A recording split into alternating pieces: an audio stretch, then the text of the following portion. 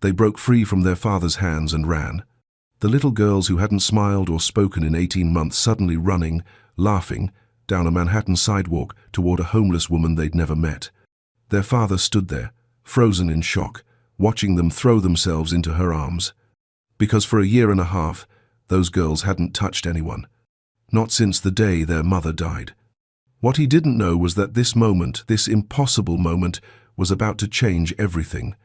It was a Tuesday afternoon in October.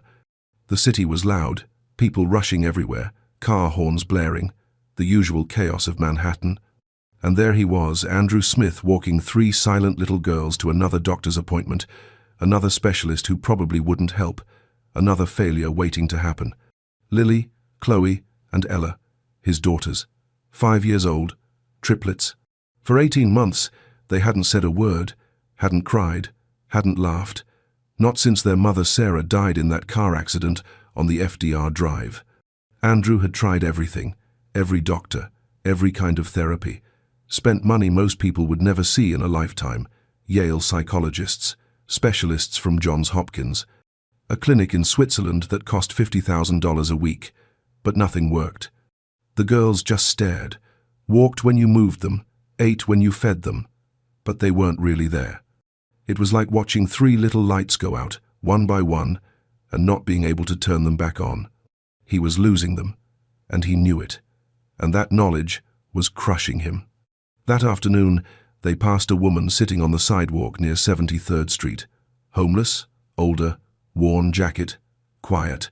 Her name was Josephine. She looked up at the girls and smiled, just smiled, nothing more. And something impossible happened. Lily blinked, really blinked, like she was waking up. Chloe turned her head. Ella's hand twitched. Andrew's heart stopped. He looked back over his shoulder. The girls were looking back too, actually looking, present. The next day, he walked the same route on purpose. Josephine was there. She smiled again. And the girls smiled back. Smiled, for the first time in a year and a half. On the 3rd day, they ran. Just broke free from his hands and ran straight to her, laughing, actually laughing for the first time since Sarah died. Andrew collapsed on the curb right there on 5th Avenue, sobbing like a child, while strangers walked past annoyed, because his daughters were alive again. Before we begin, like this video, subscribe, and tell me where in the world you're watching from, because this story will remind you that sometimes God sends the answer in the form of the person everyone else walks past. That grace doesn't always arrive the way we expect it, and that miracles are still real. Let's continue. Andrew sat on that curb for what felt like forever, watching his daughters hold on to this stranger like she was the only safe place left in the world. People kept walking past. A woman in a business suit nearly stepped on his hand. Someone muttered something about blocking the sidewalk, but he couldn't move, couldn't process what he was seeing. Josephine was holding all 3 girls, rocking them gently, humming something soft under her breath. The girls had their faces buried in her jacket, and they were making sounds, little happy sounds, he hadn't heard since Sarah was alive.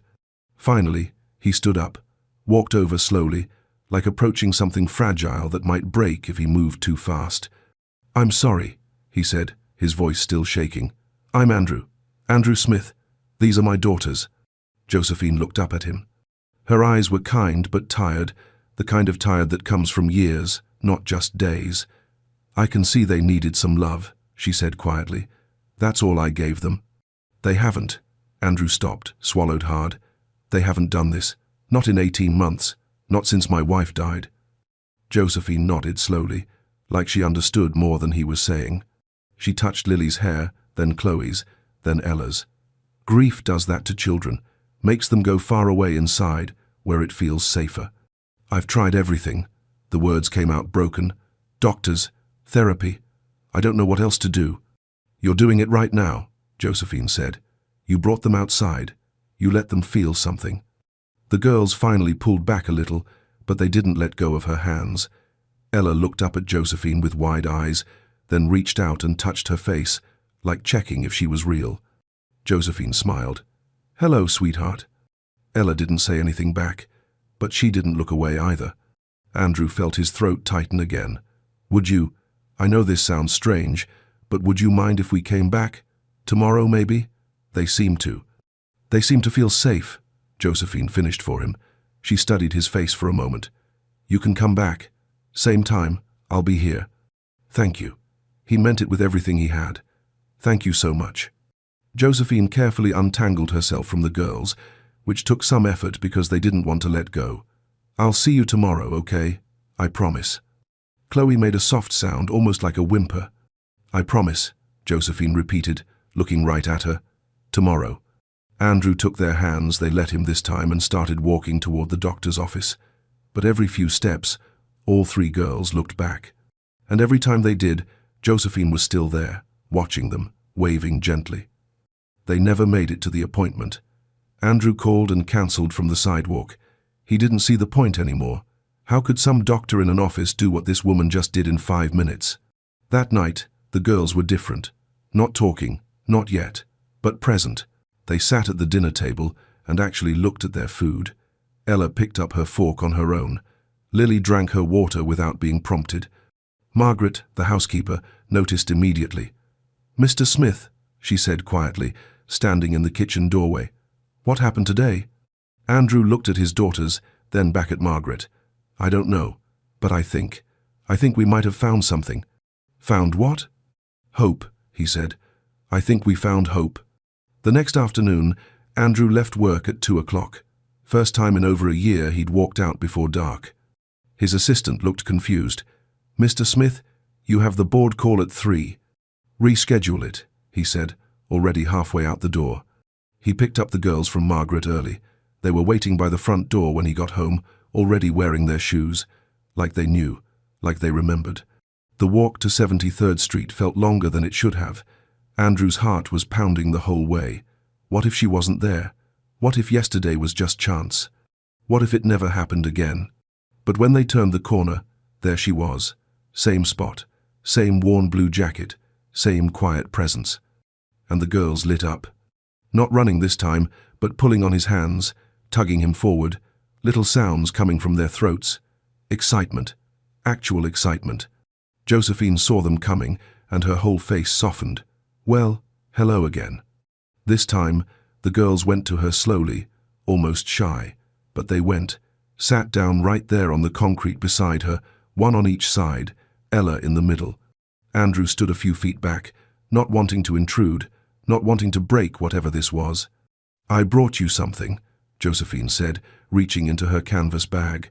She pulled out 3 small pieces of paper, folded into shapes, origami birds. Simple, a little crooked, but made with care. She handed one to each girl. These are for you, to remind you that even small things can fly. Lily held hers carefully, turning it over in her hands. Chloe pressed hers to her chest. Ella looked at Josephine and smiled, actually smiled, and Josephine's eyes filled with tears. There it is, she whispered. There's that beautiful smile. They sat like that for almost an hour.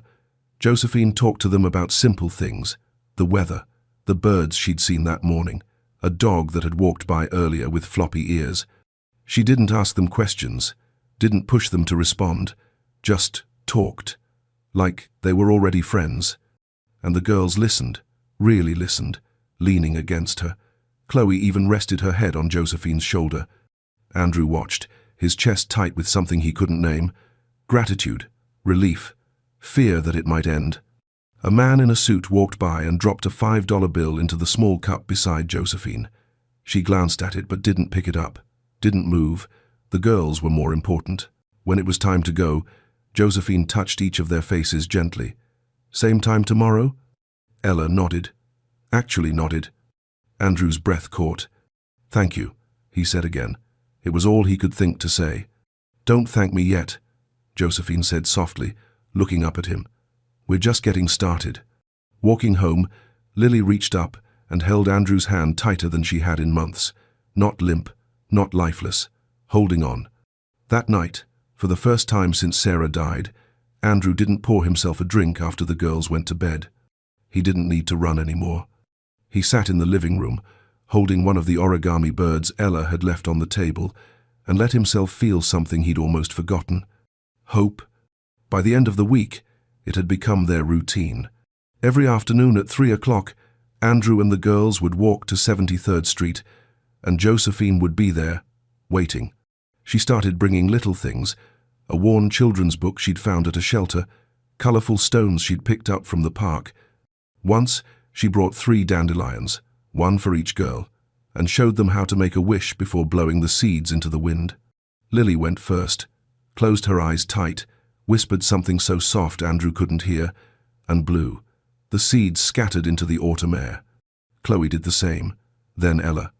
Andrew watched his daughters make wishes again, something he thought he'd never see. On the 6th day, Chloe spoke. It was just one word, Jo, short for Josephine, but it was a word, a real word, from her mouth, her voice. Josephine's hand flew to her chest. Andrew had to turn away so they wouldn't see him crying. The next day, Ella said it too, Jo, then Lily, Jo. They had a name for her now, a name they chose. Andrew started staying longer each visit, sitting on the curb beside them, listening to Josephine's stories about growing up in the Bronx, about her late husband who used to sing to her, about the daughter she'd lost. One afternoon, she pulled out the photo she always carried, a young woman with kind eyes and a bright smile. "This is Grace," she said quietly, "my daughter. She struggled, with pain I couldn't fix, and one day she was just gone." Andrew looked at the photo, then at Josephine. "I'm so sorry." "Me too." She tucked the photo back into her bag. "But your girls, they've given me something to hold on to again, a reason to wake up smiling." Andrew felt something crack open inside him. This woman had nothing, lived in shelters, survived on spare change, and somehow she was the one giving. That night, lying in bed, Andrew couldn't stop thinking. Josephine shouldn't be on that street. She shouldn't be sleeping in shelters. Not when she was doing what 50 doctors couldn't do. Not when she was bringing his daughters back to life. He could fix this. He could help her, give her stability, security, a home. It made perfect sense. The next afternoon, after the girls had been sitting with Josephine for an hour, after they'd laughed at a story she told about a pigeon stealing someone's sandwich, Andrew asked Margaret to take the girls for ice cream down the block. "Just for a few minutes," he said. The girls hesitated, but Josephine smiled. "Go on, sweethearts. I'll be right here." When they were gone, Andrew sat down beside her. "Josephine, I need to talk to you about something." She looked at him, her expression unreadable. "What you're doing for my daughters, it's a miracle. I don't know how else to say it. You've given them back to me." He paused, choosing his words carefully. "I want to hire you, officially, $10,000 a month, health insurance. I'll find you an apartment, cover your rent, all your expenses. You won't have to sleep in shelters anymore. You won't have to—" "Stop." Her voice was quiet but firm. Andrew blinked. "I'm trying to help." "No." Josephine stood up, slowly, her joints stiff. "You're trying to buy me." "That's not. You think you can put a price on what those girls need." Her eyes weren't angry. They were sad, disappointed. "I came to them with love, Mr. Smith, not because someone was going to pay me. I don't want your money. I don't want to be another person on your payroll." "Josephine, please. You're trying to turn Grace into a transaction." She gathered her bag, her hands shaking slightly. "And that's exactly what's wrong. You can't buy everything. You can't control everything. Some things just are." "I didn't mean to offend you." "Yes, you did. You just don't realize it yet." She looked toward where the girls had gone, her expression softening for a moment, then breaking. "Tell them, I'm sorry." "Wait." But she was already walking away, her cart rattling behind her, disappearing into the crowd. Andrew sat there alone on the sidewalk, his hands shaking. What had he just done? When the girls came back with Margaret, holding half-melted ice cream cones, they looked around for Josephine. She wasn't there. Lily's smile faded first, then Chloe's. Ella dropped her cone on the sidewalk. "Where's Jo?" Chloe's voice was small, confused. Andrew opened his mouth, but nothing came out. What could he say? That he'd ruined it? That he'd treated her like a problem to solve instead of a person? "She had to go," he finally managed. She'll She'll be back. But even as he said it, he knew it was a lie. Ella started making a sound, low at first, then louder. Not words, just pain, raw and unfiltered. Then Lily started. Then Chloe.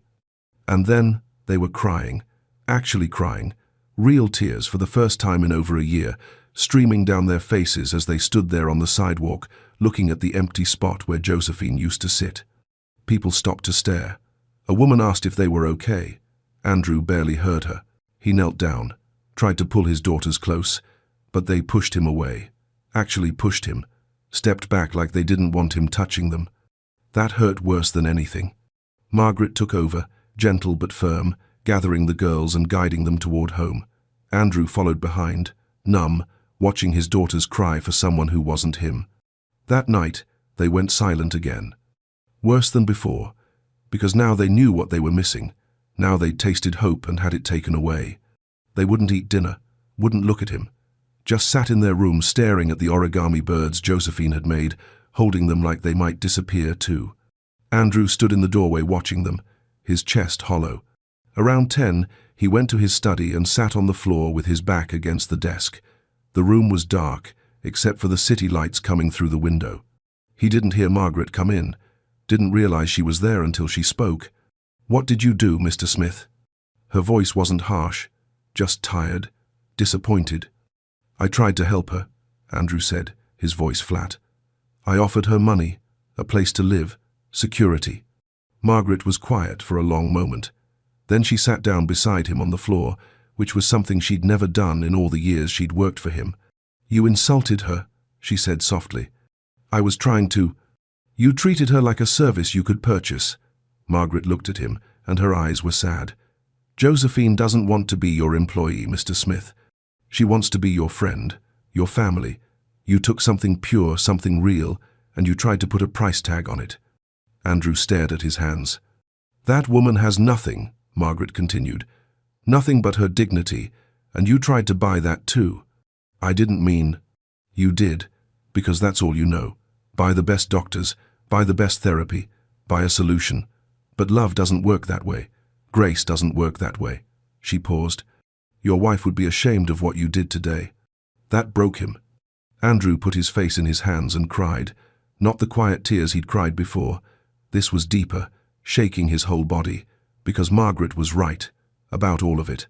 He'd spent 18 months trying to buy his way out of grief, trying to fix his daughters like they were a business problem. And the one person who actually reached them, who loved them without wanting anything he treated like hired help. "How do I fix this?" he whispered. Margaret stood up slowly. "Not with your wallet, Mr. Smith. You're going to have to do something you haven't done in a very long time." "What?" "Humble yourself. Get on your knees if you have to, and ask for forgiveness." Andrew didn't sleep that night. He sat in the girls' room watching them. They'd finally fallen asleep, but their faces were still tight, even in rest, little fists clutching those paper birds. Around 3 in the morning, he made a decision. The next day, he cancelled everything, every meeting, every call, every commitment. "Tell them I'm unavailable," he told his assistant. "Indefinitely." She looked shocked. Andrew Smith didn't cancel things. He lived for work. But not anymore. He started searching that morning, went back to 73rd Street first. Josephine wasn't there. Asked the bodega owner on the corner if he'd seen her. "The lady with the cart? Nah, man, not today." Andrew walked 10 blocks, checking every corner, every alley. Nothing. He thought about what Margaret had said, that Josephine lived in shelters, so he started calling them, made a list, wrote down addresses. By noon, he'd been to 3 different shelters in Midtown. No one had seen her. At the 4th one, a woman at the front desk recognized her name. "Josephine Baker? Yeah, I know her. Sweet lady. But she hasn't been here in a couple days." "Where else does she stay?" The woman hesitated. "I'm not supposed to." "Please." Andrew's voice cracked. "I hurt her. I need to apologize. I need to make this right." Something in his face must have convinced her. She wrote down 2 more addresses. Try Holy Apostles, or maybe Covenant House in Hell's Kitchen. Andrew thanked her and kept going. It took 2 days. 2 full days of searching, calling, walking through neighborhoods he'd never been to, places his money had kept him away from his whole life. He saw things he'd never noticed before, people sleeping in subway stations, families waiting in line for food, children with worn-out shoes, and he realized how blind he'd been. On the third day, someone at a soup kitchen said, "Try the community room at Covenant House. She likes to read there in the afternoons." Andrew's heart was pounding as he walked through the doors. The community room was modest, clean but worn, people sitting at tables, reading, talking quietly, and there, in the corner by a window, was Josephine. She was reading a paperback, her canvas bag beside her chair. Andrew walked over slowly. His hands were shaking. She looked up, saw him. Her expression didn't change. "Josephine," he said quietly, "I need to talk to you. I don't think—" He dropped to his knees, right there in front of everyone. People stopped talking, turned to look. "Please," Andrew said, his voice breaking. "Please just listen." Josephine stared at him, her book forgotten in her lap. "I was wrong." The words came out raw, honest, completely wrong. "I've spent my whole life believing money solves everything. Build a bigger company, make a bigger deal. But you can't buy love. You can't purchase belonging." He looked up at her, tears on his face. "I treated you like a problem to solve, like something I could hire. And I'm ashamed." Josephine's eyes softened, but she stayed quiet. "My daughters need you," Andrew continued. "Not because I'm paying you, but because you chose to love them, because you saw them when everyone else just walked past." His voice dropped to a whisper. "And I need you. I need to learn what you know, how to love without controlling, how to give without expecting." He took a shaky breath. "I'm not offering you a job, Josephine. I'm asking if you'll be part of our lives, as family, as a friend, not as someone who works for me, just as someone who belongs." The room was completely silent now. Josephine looked at him for a long time, studying his face, his tears, his brokenness. Then she reached down and touched his shoulder. "Get up, Andrew." She used his first name. That small thing felt like grace. He stood, waiting, barely breathing. "I'll come back," she said quietly, "but on one condition." "Anything?" "I'm not staff. I'm not help. I'm family." Her voice was firm but kind.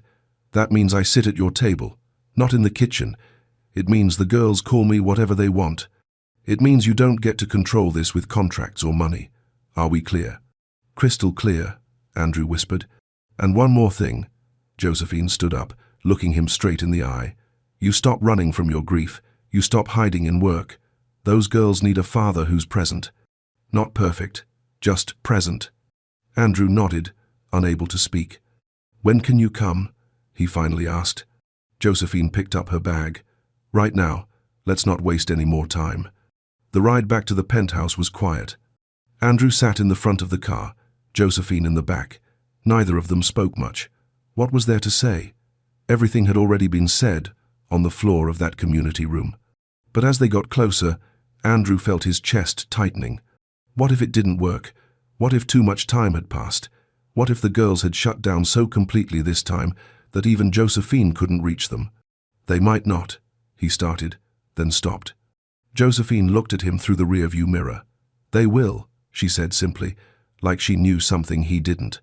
When they pulled up to the building, Andrew's hands were shaking so badly he could barely open the door.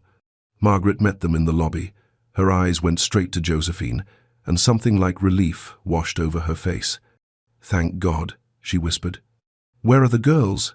Andrew asked. "Upstairs, in their room. They haven't come out all day." The elevator ride felt like forever. Andrew kept glancing at Josephine, looking for reassurance, but she just stood there, calm and steady, holding her canvas bag. When they reached the penthouse, Margaret opened the door quietly. The apartment was silent. Andrew's heart sank. That terrible, suffocating silence that had filled this place for 18 months. It was back. "Let me," Josephine said softly. She walked toward the girls' room slowly. Andrew and Margaret followed a few steps behind, not wanting to intrude but unable to stay away. The door was half open. Inside, all three girls were sitting on the floor by the window, still holding those paper birds. They weren't playing, weren't moving. just sitting there, staring at nothing. Josephine stepped into the doorway, and Lily saw her first. Time stopped. Lily's eyes went wide, her mouth opened, and then she screamed, not in fear, in joy, and scrambled to her feet. Chloe's head snapped up. Ella turned so fast she knocked over a book. And then they ran. All three of them, running across the room, their little feet pounding on the hardwood, voices, actual voices, crying out as they crashed into Josephine all at once.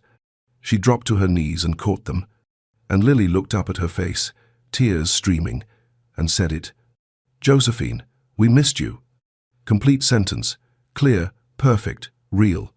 Andrew's legs gave out. He collapsed against the doorframe, his hand over his mouth, trying not to sob out loud. "We missed you so much," Chloe was saying, her words tumbling out fast, like a dam breaking. "Where did you go? Why didn't you come back?"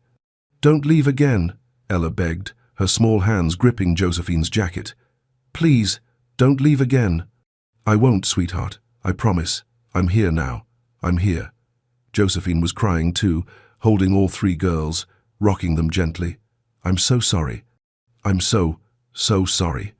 Margaret stood beside Andrew, her hand on his shoulder, tears running down her face. Andrew couldn't move, couldn't breathe, could barely process what he was hearing. His daughters were speaking.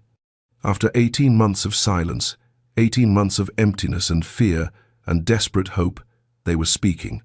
Josephine looked up at him from the floor, surrounded by his girls, and something passed between them. Understanding, forgiveness, family. "Thank you," Andrew mouthed, but no sound came out. She nodded. She knew. The girls were talking now, all three at once, their words overlapping, incomplete thoughts spilling out like they'd been saving them up for months. "We made pictures for you." Daddy was sad. "Are you staying? Can you stay?" Josephine touched each of their faces, memorizing them, like she couldn't believe this was real either. "I'm staying. If your daddy says it's okay, I'm staying." All three girls turned to look at Andrew. He tried to speak, but his throat was too tight, so he just nodded. Ella ran to him then, actually ran across the room and threw her arms around his waist. "She's back, Daddy. Joe's back." Andrew dropped to his knees and pulled her close, then reached for Lily and Chloe. They came without hesitation. And for the first time since Sarah died, Andrew held his daughters while they cried not empty, silent tears, but real tears, the kind that wash things clean. "I love you," he whispered into their hair. "I love you so much." And Lily whispered back, her voice small but sure, "We love you too, Daddy." Something inside him shattered and healed at the same time. That first night, nobody wanted to let go. The girls insisted Josephine stay for dinner. Then they insisted she read them a story, then another story. Then they asked if she could sleep in the guest room, just for tonight. "Please, please, please." Josephine looked at Andrew. He nodded before she could even ask. "Of course," she said. "I'd love to." Ella grabbed her hand and led her down the hall like she'd lived there forever. After the girls finally fell asleep, all three of them in Josephine's room, curled up on her bed like puppies, Andrew and Josephine sat in the living room. The silence between them wasn't uncomfortable. It was the kind of quiet that comes after a storm, when everything settles and you can finally breathe again. "I don't know how to thank you," Andrew said eventually. Josephine shook her head. "You don't need to." "But I do. What you did today." "What I did was love them." She looked at him, her eyes gentle but serious. "That's all it ever was. Not magic, not some special skill. Just love." Andrew was quiet for a moment. "I forgot how to do that. After Sarah died, I just shut down, hid in work. Told myself if I could just fix them, make them better, then everything would be okay." He paused. "But you can't fix grief, can you?" "No," Josephine said softly. "You can't. You can only walk through it, and you can't walk through it alone." She reached into her bag and pulled out the photo of Grace, held it for a moment, her thumb brushing over her daughter's face. "When Grace died, I wanted to die too," she said quietly. "Didn't see the point of waking up anymore. Ended up on the streets not because I had to, but because I didn't care. Stopped caring about everything." She looked up at Andrew. Until I saw your girls, and something in me remembered what it felt like to matter to someone. Andrew's throat tightened. They saved me too, Andrew, Josephine continued. We saved each other. The next morning, Andrew did something he hadn't done in years. He made breakfast, burned the eggs, made the pancakes too thick, but he tried. The girls came running into the kitchen when they smelled food, Josephine trailing behind them with a smile. Daddy's cooking? Chloe sounded amazed. Trying to, Andrew said, scraping eggs onto plates. They sat at the table together, all 5 of them, and even though the food wasn't great, even though Andrew had no idea what he was doing, it felt right. Josephine didn't sit in the kitchen. She sat at the head of the table, right where Sarah used to sit, and nobody questioned it. It just made sense. Over the next few weeks, something shifted in the apartment. It stopped feeling like a museum, started feeling like a home again. Josephine moved into the guest room permanently. The girls helped her unpack her few belongings, a change of clothes, some books, the photo of Grace, and those paper birds she kept making. Every morning, they'd have breakfast together, real conversations. The girls' vocabulary was exploding, new words every day, full sentences, questions, laughter. Why is the sky blue, Joe? Can we go to the park today? Daddy, watch this. Andrew started coming home at 6 instead of 9, started sitting on the floor with them while they played, started reading bedtime stories again, his voice shaking at first, then getting stronger. Josephine taught them simple things, how to water the plants on the balcony, how to fold napkins into shapes, how to say thank you and mean it. She sang old songs while washing dishes. The girls would dance around the kitchen, making up words they didn't know, and Andrew would watch from the doorway with his heart so full it hurt. One Saturday morning, 3 weeks after Josephine came back, they all went to Central Park. Andrew pushed the girls on the swings. Josephine sat on a bench nearby, watching, her face peaceful in the sunlight. Lily ran over to her, breathless. Come, push us, Joe, please. And Josephine did, stood behind the swings and pushed each girl gently, their laughter rising into the autumn air. Andrew stood back and watched his family. Not the family he'd had, not the family he'd lost, but the family they'd become. That night, after the girls were asleep, Andrew found Josephine sitting by the window in her room, looking out at the city lights. What are you thinking about? He asked from the doorway. She turned, smiled softly. I was thinking how strange life is, how broken things can become beautiful again if you let them. Andrew nodded. He understood now. Healing doesn't happen in hospitals or therapy offices.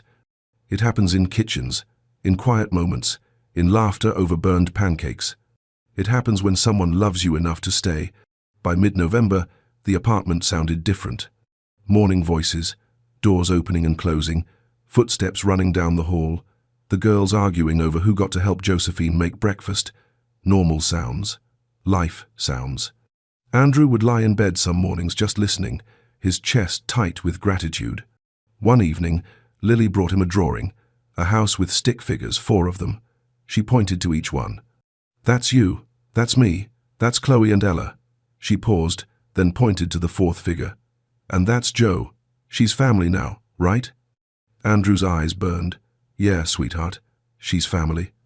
Lily nodded, satisfied, and ran off. Later that week, the girls asked about Sarah. They were sitting in the living room, all of them, when Chloe looked up at Andrew and said it. Where's Mommy? The question hung in the air. Andrew froze. He'd been dreading this moment, not knowing what to say, how to explain death to 5-year-olds who'd already been through so much. Josephine reached over and squeezed his hand. A silent message. You can do this. Andrew took a breath. Mommy's in heaven, baby. She had an accident, and she couldn't stay with us anymore. Why not? Ella asked, her voice small. Sometimes things happen that we can't control, that we can't fix. His voice cracked. I wish I could bring her back. I wish that every single day. Does she still love us? Lily whispered. Oh, sweetheart. Andrew pulled her close. She loves you more than anything in the world. She's watching over you, always. Can she see us? Chloe asked. I believe she can, Josephine said gently. And I think she's so proud of you. All of you. The girls were quiet for a moment, processing. Then Ella said, "I think she sent Jo to us, because she knew we needed her." Andrew looked at Josephine. Her eyes were wet. "I think you're right," he whispered. That night, after the girls went to bed, Andrew and Josephine stayed up talking. Really talking. About Sarah, about Grace, about loss and guilt and all the ways grief changes you. "I blamed myself," Andrew admitted, "for not being there that night, for letting her go to that event alone, for not protecting her. Grief makes us believe we had more control than we did," Josephine said. "I blamed myself for Grace too. Thought if I'd loved her better, tried harder, she wouldn't have needed those drugs. But pain isn't that simple, and neither is healing." "How did you survive it?" Josephine looked at him for a long moment. "I almost didn't, but then I realized Grace wouldn't want me to give up. She'd want me to find reasons to smile again. So I looked for small things.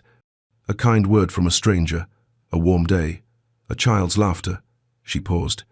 "And then I found your daughters, and they gave me a reason bigger than myself." Andrew nodded, understanding flooding through him. They sat in comfortable silence, watching the city lights through the window. "Thank you," Andrew said quietly, "for not giving up on us." "Thank you for coming back for me," Josephine replied. The weeks passed. Thanksgiving came and went, their first real family holiday. Josephine cooked a small turkey. The girls made decorations out of construction paper.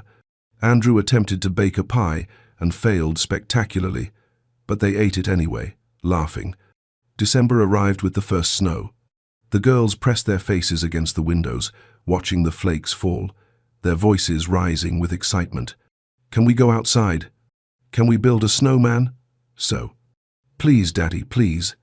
Andrew bundled them up, hats, scarves, mittens, and they all went to Central Park together. The city was quieter in the snow, softer, like the world had gentled just for them. Josephine showed the girls how to catch snowflakes on their tongues, how to make snow angels, how to pack snow just right for building. Andrew helped them build a snowman, a lopsided, imperfect snowman with stick arms and a carrot nose. And as he stood back watching his daughters laugh and play, something settled inside him. They were going to be okay. Not because the pain was gone, not because they'd forgotten Sarah, but because they'd learned to carry it together, to let love in again, to trust that broken things could still become beautiful. That evening, walking home through the snow-covered streets, Ella reached up and took his hand. Then Lily took the other one. Chloe walked ahead with Josephine, chattering about the snowman they'd built. And Andrew thought about how far they'd come, from silence to laughter, from emptiness to fullness, from 3 separate pieces to a family.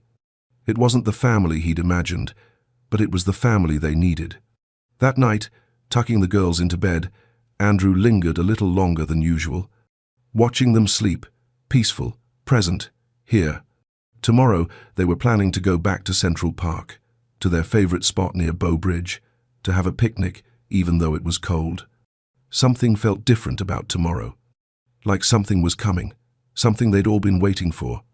Andrew just didn't know what yet. The next day was warmer than it should have been for December. The sun broke through the clouds like grace itself. They packed a simple picnic, sandwiches, fruit, cookies Josephine had baked that morning, and walked to Central Park together. Their spot near Bow Bridge was quiet, peaceful, the kind of place that makes you believe in new beginnings. The girls ran ahead, chasing pigeons, their laughter echoing across the water. Andrew and Josephine spread out the blanket and sat down, watching them play. "They're really back, aren't they?" Andrew said softly. "They never left," Josephine replied. "They were just waiting for someone to meet them where they were." They ate lunch together, the girls talking non-stop, their words tumbling over each other in the way only children can manage. After they finished, Lily grew quiet. She stood up from the blanket and walked over to Andrew. She looked at him for a long moment, really looked at him, like she was seeing him clearly for the first time. And then she said it. "I love you, Daddy." Clear, strong, true. Andrew's breath caught. Time stopped. Then Chloe came over, stood beside her sister. "I love you, Daddy." And Ella, not wanting to be left out, rushed over too. "I love you, Daddy." One by one, like gifts unwrapping. Andrew pulled all three of them into his arms and held them so tight he thought his heart might burst. "I love you too," he whispered, his voice breaking. "So much, more than you'll ever know." He looked up at Josephine through his tears. She was watching them, her hand pressed to her chest, tears streaming down her face. She reached into her bag and pulled out the photo of Grace, held it close. "Thank you, Grace," she whispered. "Thank you, Sarah. They're going to be okay now. We all are." 3 months later, on a cold February afternoon, Andrew was walking the girls home from school. They passed a homeless veteran sitting outside a coffee shop near Union Square. His sign said, "Hungry. Anything helps. God bless our troops." Most people walked right past without looking. Andrew started to do the same. Old habit. But Ella stopped, pulled on his coat. "Daddy, wait." She opened her backpack and pulled out her snack, graham crackers, and an apple her teacher had given her. And without hesitation, she walked over to the man and held it out. "You look hungry," she said simply.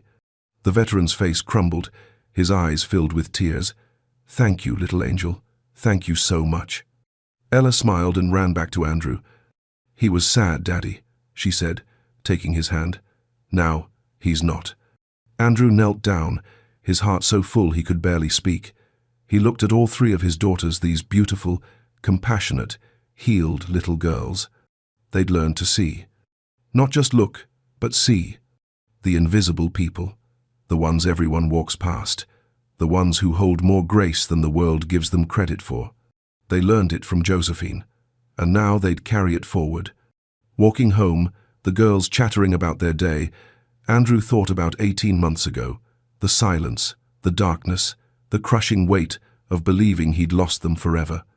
And he thought about a 75-year-old homeless woman sitting on a sidewalk, the one everyone ignored, the one who held the key to everything. Grace doesn't arrive in expensive packages. It doesn't come with credentials or contracts. Sometimes it shows up in worn jackets and weathered hands, in quiet smiles and patient love, in people the world has forgotten, but God never does.